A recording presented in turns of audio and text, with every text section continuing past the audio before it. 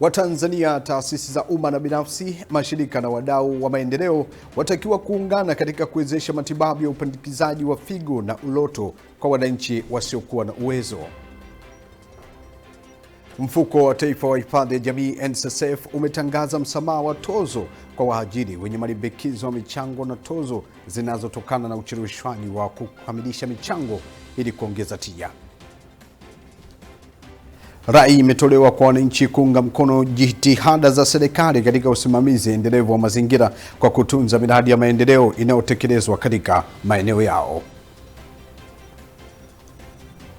Na katika habari za kimataifa, wafanyakazi 7 wa misaada kutoka Marekani ambao walikuwa nchini DRC kusaidia juhudi za kukabiliana na mlipuko wa Ebola wamewekwa karantini nchini Kenya. Mtazamaji, habari za hivi sasa na kusalimu popote pale ulipo, bila shaka wewe ni mzima buheri wa afya njema. Karibu katika Upendo TV habari. Leo ikiwa ni siku nyingine, mimi ni Francisco Nongolo, nitakusomea habari za kitaifa lakini pia habari kutoka mataifa mbalimbali. Utabiri wa hali ya hewa kama ilivyo ada, huu ni kutoka mamlaka ya hali ya hewa nchini Tanzania, TMA, na kukumbusha tunapatikana kwenye kurasa za mitandao ya kijamii kote huko kama Upendo Media.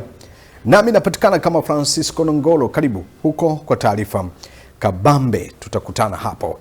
Basi tuanze kuangazia habari za kitaifa tukielekea kule katika makao makuu ya nchi jijini Dodoma. Waziri Mkuu Daktari Mwigulu Lameck Nchemba amewataka Watanzania, taasisi za umma na binafsi, mashirika na wadau wa maendeleo waungane na serikali katika kuwezesha matibabu ya upandikizaji wa figo na uloto kwa wananchi wasiokuwa na uwezo ili kuokoa maisha ya wagonjwa wanaohitaji huduma hizo za kibingwa.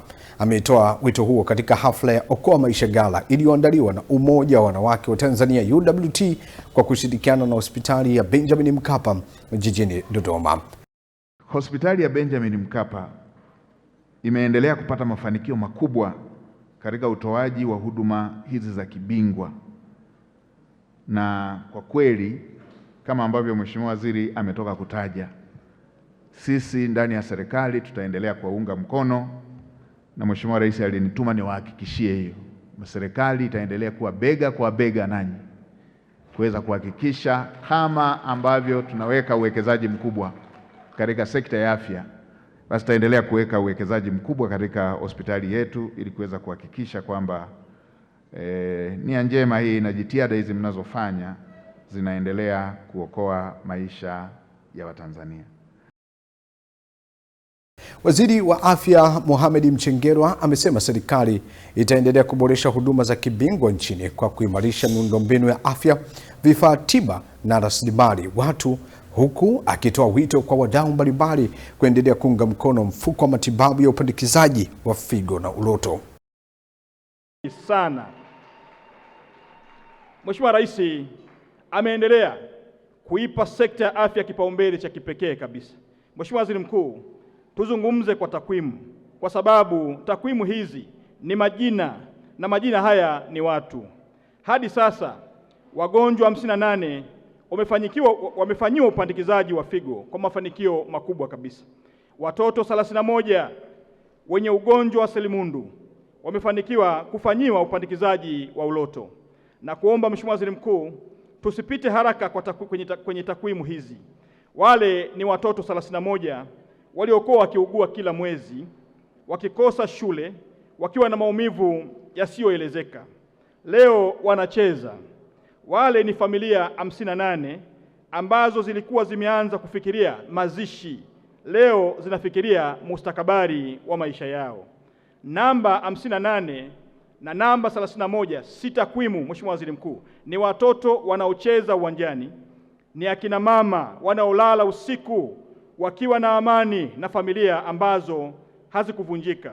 Zaidi ya hayo, huduma hizi zimeliokoa taifa mabilioni ya shilingi ambayo yangetumika kupeleka wagonjwa kutibiwa nje ya mipaka ya taifa letu.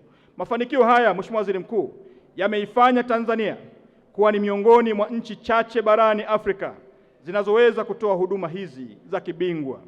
Hii ni hatua kubwa katika safari ya kujenga mfumo wa afya unaojitegemea na wenye ushindani wa kimataifa.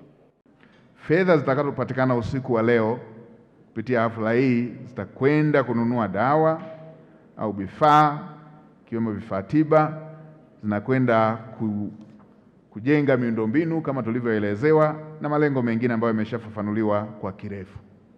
Ni dhahiri hili ni jambo linalokwenda kuwapa tabasamu familia hizo ambazo watanufaika na jambo hili. Mtoto mwenye uhitaji atarejeshewa ndoto yake ya kulitumikia taifa la Tanzania. Rais wetu alinituma niwaletee salamu za upendo na za pongezi, kwani mmejua kuitafasiri vyema falsafa yake ya kazi na utu. Hiki ni kitendo cha utu ambacho mmekwenda kukifanya kwa vitendo. Haya mtazamaji, tukitoka huko Dodoma sasa moja kwa moja tuangazie katika jiji la Dar es Salaam. Mfuko wa Taifa wa Hifadhi ya Jamii NSSF umetangaza msamaha wa tozo kwa waajiri wenye malimbikizo ya michango ya tozo zinazotokana na ucheleweshwaji wa kuwasilisha michango ya wafanyakazi wao, hatua inayolenga kutoa nafuu kwa waajiri na kuwasaidia kuelekeza rasilimali fedha kwenye uzalishaji, uwekezaji na kuongeza tija. Akizungumza na waandishi wa habari jijini Dar es Salaam, mkurugenzi mkuu wa mfuko huo Masha Mshomba amesema kuanzia Juni mosi 2026 hadi Disemba 31, 2026 ambapo wamesihi waajiri nchini kutumia fursa vizuri ili kupunguza gharama zinazotokana na tozo, kuimarisha uzingatiaji wa sheria na kuboresha ustawi wa wafanyakazi. Ni kwa waajiri ambao kuanzia ile tarehe 1 Juni mwaka huu 2026 wataweza kulipa michango yao yote, yani zile principal amount wataweza kulipa kati ya ile tarehe 1 Juni, na wengine tayari uzuri kwamba wameshalipa, lakini waendelee kulipa mpaka itakapofika tarehe 31 Agosti mwaka huu. Kwa hiyo utaona hapa kuna mwezi wa Juni, kuna mwezi huu sasa wa Julai ambao tulionao, lakini mwezi mzima wa 8. Tumetoa nafasi hiyo kwa waajiri ambao tunawadai michango na tozo waweze tu kulipa michango yote, 100% michango yote katika kipindi hiki mpaka 31 Agosti. Basi wakifanya hivyo wataweza kupata msamaha wa tozo wa 100%. Yaani ile tozo yote ambayo iko kwa mujibu wa sheria tutaitoa. Amesema mfuko huo umeendelea kuimarika katika utekelezaji wa majukumu yake kutokana na jitihada mbalimbali zinazofanyika, hususani ukuaji wa uchumi, uwekezaji, kukuza ajira na utoaji wa huduma kidijitali, ambapo thamani ya mfuko imeongezeka kutoka shilingi trilioni 4.8 mwaka 2021 hadi shilingi trilioni 9.8 mwaka 2026, huku akisisitiza Watanzania waliojiajiri kujiunga na skimu ya hifadhi ambayo lengo lake ni kuwakwamua katika umaskini.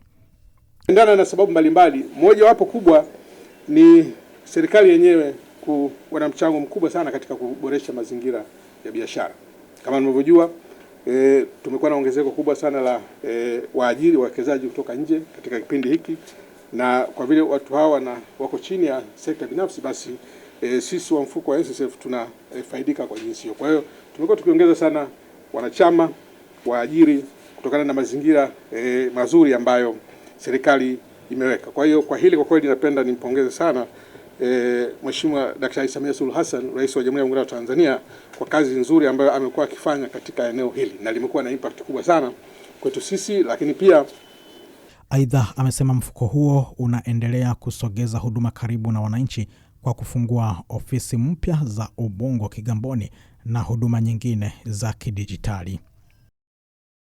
Watanzania na wadau mbalimbali wa ustawi wa jamii wameombwa kuendelea kujitoa kuwasaidia kiuchumi watu mbalimbali wenye uhitaji, wakiwemo wazee, wasiojiweza na yatima, ili waweze kuondokana na changamoto walizonazo, ikiwa ni pamoja na kuwezeshwa kimasomo. Haya yamesemwa na mkurugenzi wa mfuko wa kiraia wa hisani wa misaada ya kibinadamu Tanzania THF Julius Mushi wakati akizungumza na waandishi wa habari kuhusu changamoto mbalimbali zinazowakabili wa Tanzania wakati wakiadhimisha miaka 2 tangu kuanzishwa kwa taasisi hiyo. Tangu tumeanza miaka 2 tumekaa kwenye engo ya elimu zaidi. Tumesaidia wanafunzi 142 kwenye ngazi ya elimu ya juu.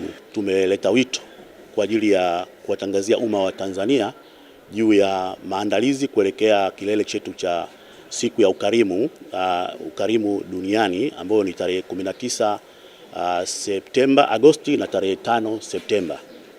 Kwa hiyo tarehe 19 Agosti tutafanya maadhimisho kilele hicho pale Iringa, chuo kikuu cha Ruku, na tarehe 5 tutakuwa na maadhimisho mengine hapa Dar es Salaam. Kubwa sana huko mbeleni, kwa sababu hitaji ni kubwa sana la mambo haya. Karibu bilioni 5 zinahitajika. Afisa mikopo wa Chuo Kikuu Katoliki Ruaha Ruku kilichopo Iringa, Mwangosi Bingwa, amesema ushirikiano na mfuko huo unawasaidia wanafunzi wengi kutimiza ndoto zao za kusoma na kusisitiza wanafunzi wenye changamoto za kiuchumi kutumia nafasi hiyo kikamilifu. Sisi kama Chuo Kikuu Katoliki Ruaha tunatambua ushirikiano wa THF na sisi utaleta manufaa makubwa kwa wanafunzi wetu katika kuhakikisha ndoto zao za kusoma zinafika mbali. Kwa hiyo ushirikiano huu utasaidia, na ukizingatia kwa sasa umekuja katika kipindi ambacho wanafunzi wanaenda katika udahili. Kwa hiyo tunatambua mchango wao na tunawathamini kwamba wamekuja kuinua na kutimiza ndoto za wanafunzi wetu ili waweze kutimiza malengo yao ya ambayo walikuwa wamekusudia. Mlezi wa kituo cha watoto yatima kutoka Kasulu, Kigoma, Chifu Mtwale Isambe Munini, akizungumza katika hafla hiyo, amesema watoto 18 katika kituo chake wamenufaika na mfuko huo, huku akiwaomba wadau wengine kuendelea kuwasaidia wahitaji. Ili kazi ambayo tunafanya ni kuhudumia watoto yatima na wanaoishi katika mazingira magumu wenye uwezo darasani. Ni watoto 18 ambao wa mwisho wamelipiwa ada wakiwa St. Augustine University tarehe 12 mwezi wa 6. Kwa hiyo pale ninapoona mtoto, napozunguka sehemu mbalimbali nikiona mtoto anapata shida au familia inapata shida juu ya mtoto wao aliyoko masomoni, huwa nafanya mawasiliano moja kwa moja na mratibu wa THF kuwafikia wengi zaidi. Lengo kuu la mfuko huu ni kutafuta fedha kutoka kwa wahisani ndani na nje ya nchi ili kutoa ufadhili wa masomo kuanzia ngazi ya awali, elimu ya msingi, sekondari, vyuo vya kati hadi shahada ya kwanza. Mtazamaji, tukitoka huko sasa tuelekee mkoani Ruvuma, ambapo Katibu Mkuu wa Ofisi ya Makamu wa Rais Daktari Richard Muyungi ametoa rai kwa wananchi kuunga mkono jitihada za serikali katika usimamizi endelevu wa mazingira kwa kutunza miradi ya maendeleo ambayo inatekelezwa katika maeneo yao. Ametoa wito huo wakati alipofanya ziara ya kutembelea na kukagua miradi mbalimbali ya maendeleo katika wilaya ya Nyasa mkoani Ruvuma, ambapo amesisitiza kuwa mazingira ndio uhai wa mwanadamu na ni sehemu ya uchumi kupitia fursa mbalimbali zinazopatikana katika sekta hiyo. Ametoa wito huo wakati alipofanya ziara ya kutembelea na kukagua miradi mbalimbali ya maendeleo katika wilaya ya Nyasa mkoani Ruvuma, ambapo amesisitiza kuwa mazingira ndio uhai wa mwanadamu na ni sehemu ya uchumi kupitia fursa mbalimbali zinazopatikana katika sekta hiyo. Fursa hii kumpongeza sana Bwana Mapunda kwa mradi huu ambao unashirikiana na halmashauri na wananchi wote kwa ujumla kuleta mabadiliko, kwa sababu samaki wanavyopungua, ukileta sasa miradi mikubwa kama hii mipya itakuja kuleta mabadiliko makubwa. Nadhani tutajifunza mengi kutoka kwako, wananchi watajifunza mengi, na kwa kweli utakuwa chachu wa mabadiliko, kwa sababu huu ni kama utafiti wa mwanzo kufanyika. Ili ziwa watu walikuwa naogopa kuleta vizimba kwa sababu ya mawimbi makali, si mnajua? Sasa huyu ndugu yetu huyu amefanya mabadiliko, amekuja na mateknolojia mazuri, ameweza kuwa na mawazo mapya kupambana na mawimbi. Sasa hivi ametuonyesha nyavu, ametuonyesha teknolojia atakazotumia ili kuongeza uzalishaji wa samaki, kubadili kipato. Aidha, kutokana na athari hizo, amesisitiza kuwa ni vyema miundombinu ya miradi inayojengwa ikazingatia uwezo wa kukabiliana na mabadiliko ya tabia nchi, ambapo ametolea mfano ukuta wa Ocean Road, barabara ya Obama uliopo jijini Dar es Salaam ni mojawapo ya miundombinu iliyojengwa kwa ajili ya kuzuia mawimbi ya bahari yasiathiri eneo la nchi kavu. Sisi kama ofisi ya makamu wa rais, kwanza tuna kazi kubwa kusimamia masuala ya mazingira. Tunafahamu changamoto tunayoendelea kuipata ni mabadiliko ya tabia nchi, na inaathiri pia hali ya maziwa yetu. Kuna baadhi ya maziwa ambayo patatokea ongezeko kubwa la maji, kuna baadhi ya maziwa patatokea upungufu mkubwa wa maji. Na hili tunapenda tulisisitize kwenye uzingatiaji tunapojenga miundombinu, kwa sababu mabadiliko ya tabia nchi yanapoleta mabadiliko kama haya yanakuwa ni ya kudumu wakati mwingine, na ninaamini pia mmezingatia, kwa sababu ziwa hili pia litaathiriwa sana na mabadiliko ya tabia.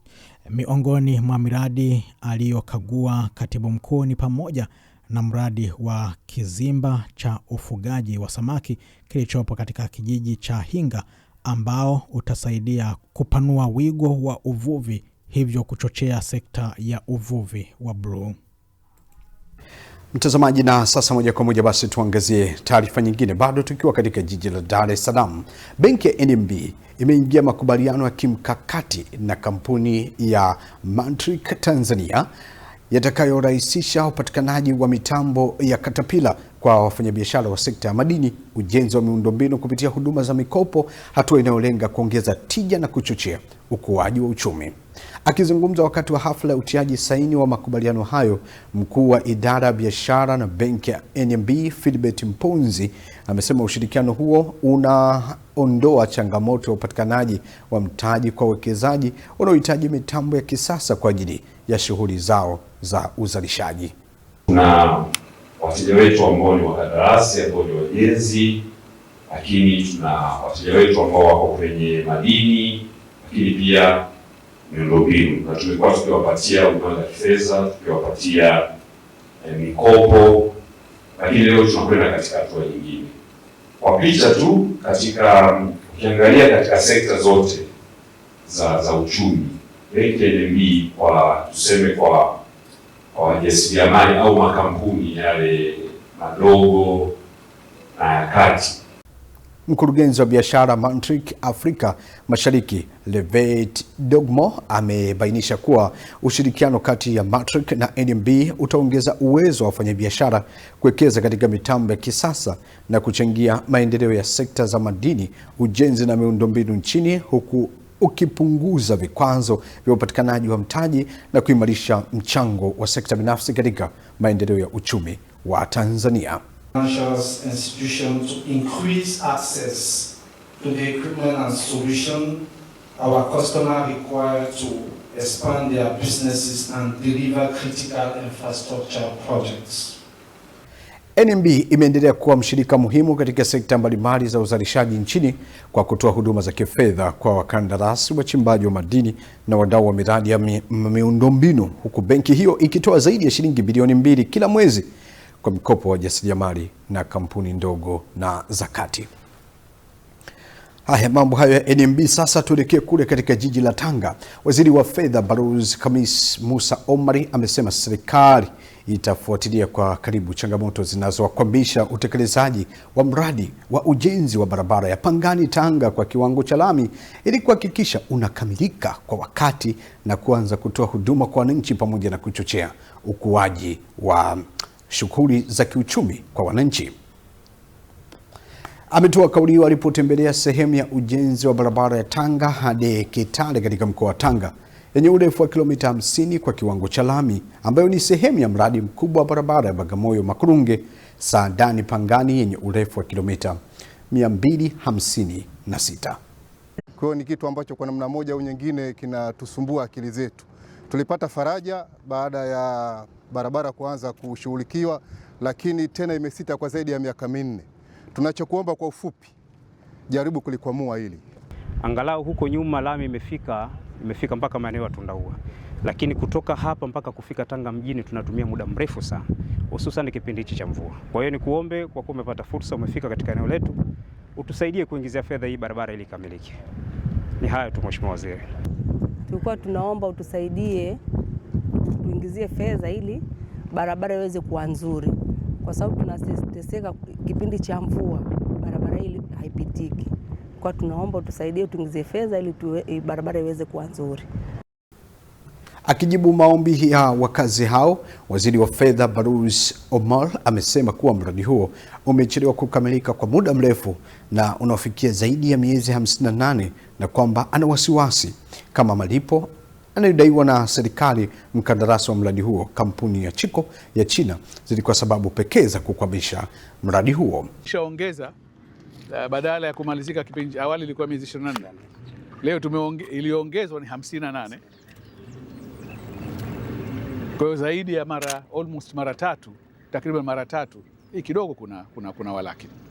Kwa hiyo bilioni 7 sidhani kama zitatushinda kama serikali. Naamini tunaweza tukasema kesho bilioni 7 zilipwe zikalipwa. Lakini kwa tunavyokwenda sina uhakika kama zitatoka bilioni 7 na hii barabara itajengwa kwa wakati. Sasa hapa napata shida. Kwa hiyo nawasikia mhandisi, wasimamizi wa mradi, nimekusikieni kidogo. Kwa sababu sasa hivi kuna deni la bilioni 7, kila kitu kitakuwa lawama ni bilioni 7. Lakini tutahitaji kidogo tuliokaa kidogo na Wizara ya Ujenzi, ikiwa labda kwa wananchi, ikiwa tatizo ni hizi bilioni 7 tu, pesa tu zitoke, barabara itamalizika, then sisi tutachukua ahadi, tutazimaliza kwa wakati, tutamaliza haraka. Lakini kama kuna mengine zaidi ya fedha, haya itabidi tupate ufumbuzi pamoja na wizara ambayo inahusika na usimamizi wa mradi wenyewe. Shilingi bilioni 7 haiwezi kuzuia barabara hii kuamuka. Akitoa taarifa ya ujenzi wa mradi huo, kaimu meneja wa wakala wa barabara nchini TANROADS mkoa wa Tanga, Jotrevas Agasti, amesema kuwa mkandarasi anasuasua kukamilisha mradi huo licha ya juhudi za serikali kuwataka watekeleze ujenzi wa mradi huo kwa wakati. Aidha, barabara hii ni sehemu ya barabara ya Afrika Mashariki ambayo iko kwenye ukanda wa pwani ulioanzia mji wa Malindi, Mombasa hadi Lungalunga pale Horohoro, kuja Tanga mjini, Pangani hadi Bagamoyo, ambayo ina urefu ya jumla kilomita 454. Sehemu ya Horohoro hadi Tanga mjini imeshakamilika. Barabara hii ni kiunganishi cha nchi za Kenya na Tanzania upande wa pwani ya Afrika Mashariki, na ikikamilika itachochea ukuaji wa uchumi, ikiwa ni pamoja na kupunguza muda wa usafiri, urahisishaji wa kufanya biashara na kuwezesha wananchi kuchangamana kwa urahisi, kuwezesha kufika kwa urahisi kwenye vituo vya utalii na kuwa kiungo kizuri cha bandari za Dar es Salaam, Tanga na Mradi wa barabara ya Bagamoyo Makurunge Saadani Pangani unatarajiwa kuwa moja ya miundombinu muhimu ya kimkakati itakayorahisisha usafiri, kuimarisha biashara na kuchochea maendeleo ya kiuchumi katika ukanda wa pwani na nchi jirani za Afrika Mashariki. Mtazamaji, na sasa basi tuangazie taarifa nyingine katika jiji la Dar es Salaam. Wakala wa barabara za vijijini na mijini TARURA umemtaka mkandarasi China CRBC kuongeza kasi ya ujenzi wa miundombinu ya barabara chini ya mradi wa uboreshaji wa jiji la Dar es Salaam katika awamu ya pili, na kwamba serikali haitovumilia ucheleweshaji unaoweza kuwanyima wananchi huduma kwa wakati. Akizungumza wakati wa kukagua maendeleo ya miradi hiyo katika wilaya ya Ubungo na Kinondoni, mtendaji mkuu wa TARURA Victor Saif amesema bado hajaridhishwa na kasi ya utekelezaji katika baadhi ya maeneo na kumtaka mkandarasi huyo kuongeza nguvu kazi, vifaa na usimamizi ili kuhakikisha mradi yote inakamilika ndani ya muda uliokubaliwa kwenye mkataba. Mbele site tuone kazi zinazoendelea maeneo yenye changamoto, and then na kupeana maagizo ni nini cha kufanya. Tulifanya mkutano mkubwa kama huu ambao tunauita ni high level management meeting mwezi wa 9 mwaka jana, na kuna baadhi ya mambo tulikuwa tumekubaliana yafanyike. Leo wakati wa kikao tutayaangalia yale mambo ambayo tulikubaliana kama yamefanyika au la, na ni sababu gani ambayo imefanya mambo hayo hayakufanyika. Amewaomba wananchi kuendelea kutoa ushirikiano kwa mkandarasi na msimamizi wa mradi, hususan katika kipindi hiki cha kusubiri malipo ya fidia zao kwa baadhi ya maeneo, kwa kupitisha maeneo hayo ili ujenzi uendelee bila kukwama. Katika ziara wilaya ya Ubungo ambayo ni ujenzi wa daraja la Msumi na barabara ya Msumi, barabara ya Goba wa Korea Hodog Shija, Sheikh Bofu Juma Ikanga Posta Matembe na wilaya ya Kinondoni amekagua ujenzi wa barabara na Kalekwa Bwawani Umoja, Mahakamani Mivumoni, Tegeta, Silva na Shoko Mongela. Changamoto kubwa moja ya kulipa fidia kwa wananchi ambao wako ndani ya eneo la ujenzi, na nimejulishwa kwamba hela zimeshapatikana tayari. Kwa hiyo sasa ni zile taratibu tu, kwa sababu zinalipiwa chini ya mkopo wa Benki ya Dunia. Kwa hiyo kuna taratibu ambazo zinaendelea, na hii ni mojawapo ya sababu ambayo imetumika kuwaongezea muda wa utekelezaji. Haya, mambo hayo ya barabara katika jiji la Dar es Salaam. Haya, tukio bado tumesalia katika jiji la Dar es Salaam. Taasisi ya saratani Ocean Road imesema mafanikio makubwa yaliyopatikana katika huduma za uchunguzi na matibabu ya saratani nchini yametokana na uwekezaji unaoendelea kufanywa katika miundombinu, vifaa tiba vya kisasa na kujengea uwezo wa wataalamu wa afya. Hayo yamesemwa na mkurugenzi mtendaji wa taasisi hiyo Daktari Liwani Msemo wakati akizungumza na mtaalamu wa masuala ya usajili wa visa ya saratani na kanzi data kutoka African Cancer Registry Network Africon, Profesa Sani Malimi alipotembelea taasisi hiyo kwa lengo la kujifunza mfumo wa usajili wa visa vya saratani. Ambayo imetokea katika health sector na katika upande wa cancer na investment ambayo Mheshimiwa Rais amefanya. Kwa kweli amefurahishwa sana na amesema wazi kabisa kwamba ni vitu ambavyo nchi nyingine za Afrika au nchi nyingine zinazoendelea hata nje ya Afrika kuiga modo ya Tanzania. Kwa hiyo kwetu sisi tumefurahi kumhosti na timu yake, na wanaendelea na kazi yao ya kufanya tathmini, na watakapomaliza watatuandikia ripoti na kutuambia kwamba kipi tufanye, kipi tuongeze, kipi tupunguze. Lakini kwa ujumla kwa kweli amefurahishwa na maendeleo makubwa sana yaliyoko katika taasisi. Asante sana. Kwa upande wake Profesa Sani Malami ambaye pia ni mkuu wa kitengo cha ufuatiliaji wa saratani katika taasisi ya tiba na utafiti wa saratani ya Nigeria amepongeza hatua kubwa iliyofikiwa na OLC katika kuboresha huduma za saratani nchini Tanzania. Cancer institutes around the world, not only on the African continent. I was of course pleased to see the structures, the old colonial buildings, but also the great services which have been taking place. But I must confess that today I was truly urged to note the enormous progress that has been taken. African Cancer Registry Network Africom ni utaratibu wa kuimarisha shughuli za usajili wa saratani barani Afrika kwa lengo la kuboresha ubora wa takwimu za visa vya saratani, kuimarisha tafiti na kusaidia nchi wanachama kupanga na kutekeleza huduma za kinga, uchunguzi na matibabu ya saratani kwa ufanisi. Haya, mtazamaji, tuangazie taarifa nyingine kwingineko. Jijini Dodoma, Waziri Mkuu Daktari Mwigulu Lameck Nchemba amekagua na kupokea taarifa ya maandalizi ya maadhimisho ya Siku ya Mashujaa yanayotarajiwa kufanyika Julai 25, 2026 katika viwanja vya Mashujaa Mtumba jijini Dodoma.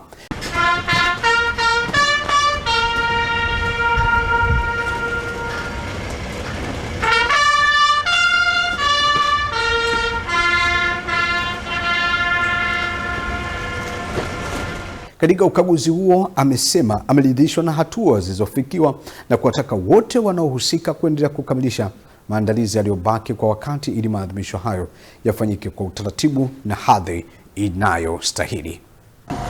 Nimekuja kujionea hatua ya maandalizi.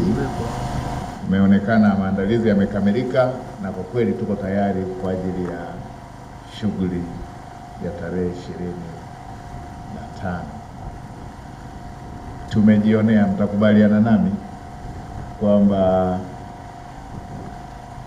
kuanzia ratiba ya leo ilipoanzia mpaka hapa ambapo tumearifiwa inafika mwisho, inatuambia kikamilifu kwamba maandalizi ya shughuli hiyo kubwa yamekamilika. Kwa mimi nitumie fursa hii tu kuwapongeza wote. Hongereni sana. Hongereni sana. Maadhimisho hayo yataongozwa na Daktari Samia Suluhu Hassan, Rais wa Jamhuri ya Muungano wa Tanzania na Amiri Jeshi Mkuu.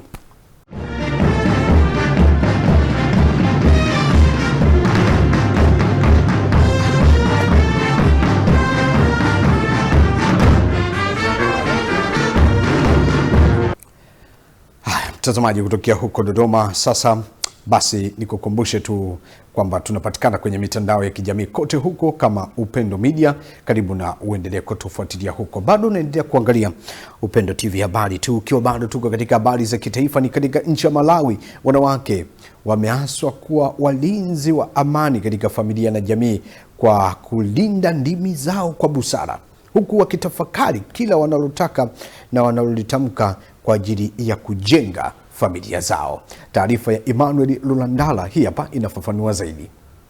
Umetolewa na mwalimu wa neno la Mungu Huruma Msemwa wakati wa semina ya wanawake iliyowakutanisha washiriki kutoka madhehebu mbalimbali katika wilaya ya Chitipa nchini Malawi. Semina hiyo imefanyika katika kanisa la Kiinjili Kilutheri Malawi, usharika wa Chitipa, ambapo Huruma Msemwa amesema mwanamke ana nafasi kubwa ya kujenga au kubomoa familia yake kupitia maneno yake. Hivyo amewataka wanawake kuzungumza kwa hekima, upendo na hofu ya Mungu. Wamama tupende sana kujifunza neno la Mungu ili litubadilishe tuwe safi ndani. Ndipo watusimai chitemwe chomene mazo achiuta kuti atisite tive wakutoa mkate mwitu. Maana anasema heri mwenye moyo safi, maana huyo atamuona Bwana. Kwa kutubikika huyo ni Mungu watuma mtima amuona chiuta. Bwana Yesu asifiwe. Mara nyingi wa mama tumetumia ndimi zetu vibaya kwa sababu ndimi zetu zimekuwa chafu. Ndipo takuirisika chito lulimi lwitu uheni shukamana lulimi itu ngaheni. Haleluya. Aidha, mwanzilishi wa huduma ya Talita 10 mhandisi Elina Kayanda maarufu kwa jina la Mama Kayanda amewasihi wanawake kuwaheshimu waume zao kwa kutowanyima haki zao za msingi, huku akisisitiza kuwa matumizi mabaya ya ulimi ni chanzo cha migogoro mingi katika familia na jamii. Midomo yetu, midomo yetu, midomo yetu, midomo yetu. Hata kama umeonewa, kwani wakudirira waka, wewe sema samahani. Wewe yako pepani. Kwani samahani ni jambo gumu wapendwa. Hapo wewe pepani chinono kweli? Inapunguza hasira ya mfalme. Bwana Yesu asifiwe. Nikuchepeshika ukali wa mwanarume. Kwanza kwamba mume akikuudhi, Bwana Yesu asifiwe. Mwanarume akunangira. Wakati mwingine si huwa tunaudhiwa. Si nyongezeka wakati usuzaka. Wapendwa, si ndio? Si ndivyo. Lakini mtumishi wa Mungu amesema maneno yetu wakati wote yawe matamu kama sega la asali. Kutinanga uli watisuza tena fumuitu kwenye mazoitu yawe ngani uchi. Yaani ile hasira yako usionyeshe hata siku moja kwa mume wako. Ukali wako ule ukaonesanga chapu mfumo wako. Bwana Yesu asifiwe. Baadhi ya wanawake walioshiriki semina hiyo wamesema wamejifunza mambo mengi yatakayowasaidia kwa wanawake wenye maadili, walezi bora wa familia na mfano mwema katika jamii. Twe ngati mwo ibimasemo twandiye kwandapo pandavi twamanyira kuti abana vuli bitu tuwapwereraye napo bangatunangira chifukwa kuti ibanja bantu babiri.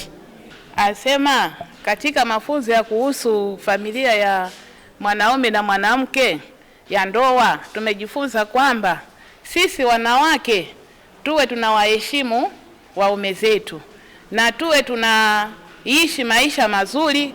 Awo vinandi mwa ise tikaba kupererera kweni mwa kupererera kwitu kwalongola kuti mwahuno chili chose chira tashimanya apo tikupuvya talongozgeka kuti titambe kunyoroskapo.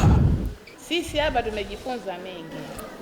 Tumejifunza kwa kuhusiana na nyumba zetu tunapoishi na tunapokaa katika mabwana yetu.